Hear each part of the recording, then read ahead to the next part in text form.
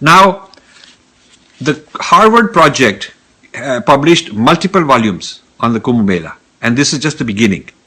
They sent teams from various departments. The idea was that we would bring the various schools at Harvard together in ways where there's inquiry happening on a particular issue, that they would be able to look at it in a cross-disciplinary way. Once the urban planning and the religious studies folks wanted to come together, there was also interest from the public health school. And there was interest from the business school folks as well, because each of these aspects are so relevant to the Mela. Architecture, to look at how they're building this city, to make Indians feel very proud that we're going to study the great architectural feat of putting up such a city. But they're collecting data. They're collecting data on how it's done, and while they are there, they're building a database on who comes, trying to register people's mobile numbers, trying to keep track of them even after they return to their villages, interviewing these people. So they have people from public health who are looking for how disease is being spread, so that they can come up with, they're claiming they'll help, but they're coming up with vulnerabilities. They're coming up with, where are we vulnerable? Where can we be attacked? Where can we be criticized? Okay. We had a project in mind to support the Kumbh administration, for them to have a data set to look at their healthcare utilization and the potential for outbreaks over the course of the Kumbh. We call it surveillance. And surveillance just is that. It is looking for symptoms or diseases that may occur in the population in time and place, and to be able to identify that rapidly, and then to be able to investigate it. There's a network of the sector hospitals at the field level that we've engaged, and we're going to track their registries. So all the patients they see in any given day, over time. We've set up a system for them to digitize all this information on iPads. And so I think what we should kind of do from here. Over 400,000 patients that have been treated thus far at the hospitals in the Kumbh Mela area. Our study has captured about 10% of those patients, over 30,000, making it the largest data set that's ever been recorded for a transient mass gathering patient population. It gives you a lot of insight into a lot of the disease burden and a lot of the treatments and a lot of the resources that are required to manage a population of this size. I came initially with the goal to figure out sort of the flow of how flowers got here.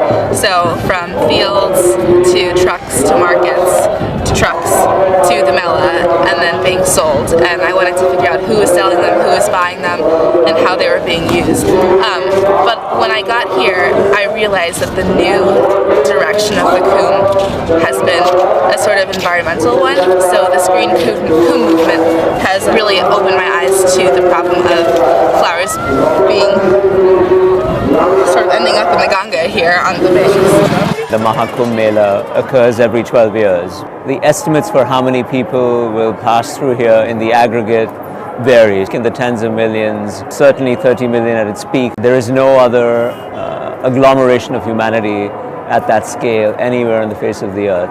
And so it's a real interesting laboratory within which some deep questions about all sorts of issues, urbanization, public health, property rights, social agglomeration, epidemiology, all sorts of questions can be asked.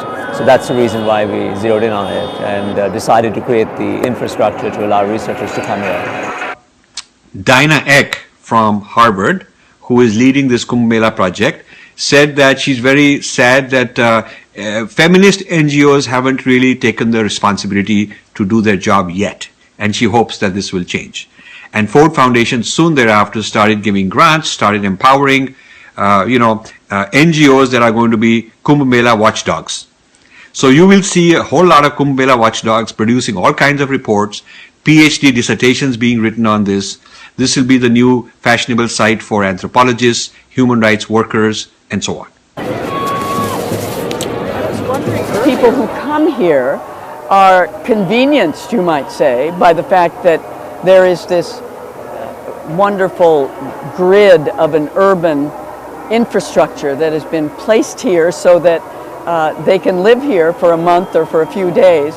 But the reason they come is something far more nuanced than that. They come because they want to bathe in the meeting rivers, in the Sangam of the Ganga and the Yamuna and the Saraswati, and they come because they want to have the blessings of the religious teachers.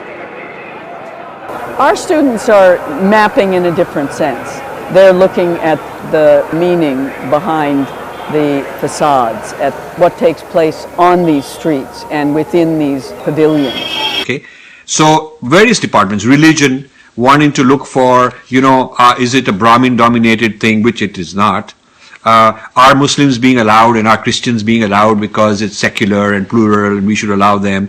So they're almost like taking over the future direction and molding our attitudes, and they bought off and co-opted many swamis, many political leaders, many media people. So I got to know this through my travels and through my investigations with Indians who are working for these Western agencies. Ford Foundation is in the act. So meanwhile, the people who are the real keepers of the tradition from a spiritual point of view aren't aware of all this. When I talked to them, many of them were very grateful. Some said, oh, we don't have to worry, we've been around for 8,000 years, it won't matter.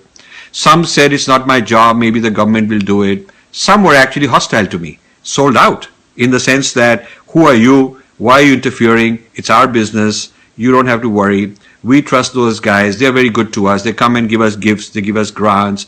They are very traditional in their dress and they talk to us nicely. So you get a range of reactions from different people who ought to be better informed. And hardly any reaction, hardly any person seems to really have studied this matter seriously. So this is a matter of concern. I think I've uncovered one more very big thing, and for the last 25 years I've been trying to uncover things that people need to notice, people have not been noticing, and I think this is probably one of the biggest yet to be discovered things that I have come across in my recent career. Meat eating will start in the Kumbh Mela. Distribution of meat, because there is no law against it, and this is on state property. This is not the Mela is not on private property.